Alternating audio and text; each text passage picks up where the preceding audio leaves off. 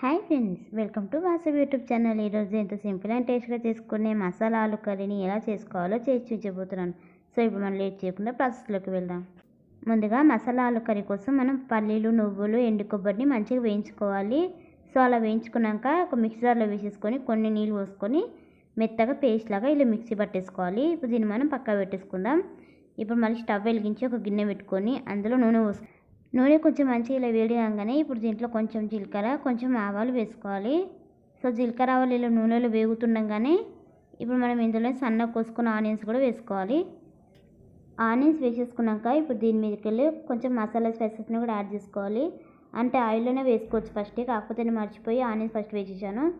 ఇప్పుడు ఒక దాల్చిన చెక్క, 2 ఇలాచీలు, అలాగే 3 లవంగాలు,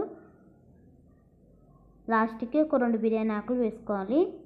సో ఇవన్నీ వేసేసుకున్నాక మంచిగా బాగా మిక్స్ చేసేసుకోవాలి.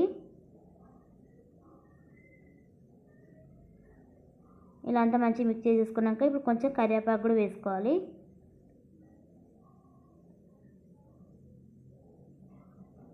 కరివేపాకు వేసేసుకున్నాం కదా, ఇప్పుడు ఆనియన్స్ కొంచెం కలర్ చేంజ్ అయ్యేదాకా నూనెలో బాగా వేగనివ్వాలి.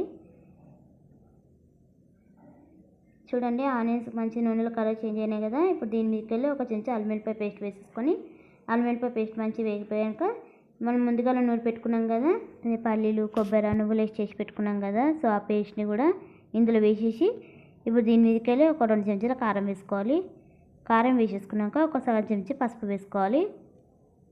ఈ 2 వేసేసుకున్నాం కదా. ఇప్పుడు కొంచెం గరం మసాలా, ఒక సగం చెంచా ధనియాల పొడి కూడా వేసుకోవాలి. ఇవన్నీ వేసేసి మరొకసారి బాగా మిక్స్ చేసేయాలి. ఇది మంచి దగ్గరికి దాకా నూనెలో ఉడకనివ్వాలి. ఇదంతా ఇలా మంచి దగ్గరికి అయిపోయింది కదా. ఇప్పుడు దీంట్లో కొంచెం వాటర్ని యాడ్ చేయాలి. వాటర్ యాడ్ చేసినాక ఇది మంచి నూనె తేదాకా ఉడకనివ్వాలి. చూశారు కదా, ఈ విధంగా మంచిగా ఉడికిపోయాక ఒక చిన్న నిమ్మకాయ చింతపండు నానబెట్టుకొని ఆ చింతపండు జ్యూస్ని ఇందులో వేసుకోవాలి. ఆ చింతపండు రసాన్ని ఇందులో వేసుకున్నాక ఇప్పుడు దీంట్లోనే ఒక 2 చెంచాలు ఉప్పు వేసుకోవాలి. ముందుగా నేను ఆలుగడ్డ అలాగే బఠానీని ఉడకబెట్టి పక్కకు పెట్టేసుకున్నా. సో వీటిని ఇలా మసులుతున్నప్పుడే ఇందులో వేసేసుకోవాలి ఆ రెండుని. ఫస్ట్ బఠానీ వేసేసుకున్నాం కదా.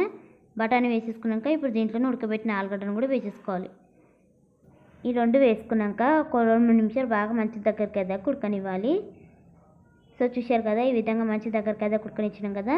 ఇప్పుడు లాస్ట్కి కొంచెం కొత్తిమీర యాడ్ చేసుకొని సర్వ్ చేసుకోవడమే. అంతే, చూశారు కదా, ఎంత టేస్ట్ అండ్ సింపుల్గా చేసుకుని మసాలా ఆలు కర్రీ రెడీ అయిపోయింది. ఒకసారి మీరు కూడా ఇలా ట్రై చేసి చూడండి. ట్రై చేశాక ఎలా ఉందో నాకు కామెంట్ చేయండి. అలాగే నా వీడియో నచ్చితే ప్లీజ్ ఒక లైక్ చేయండి. Thanks for watching.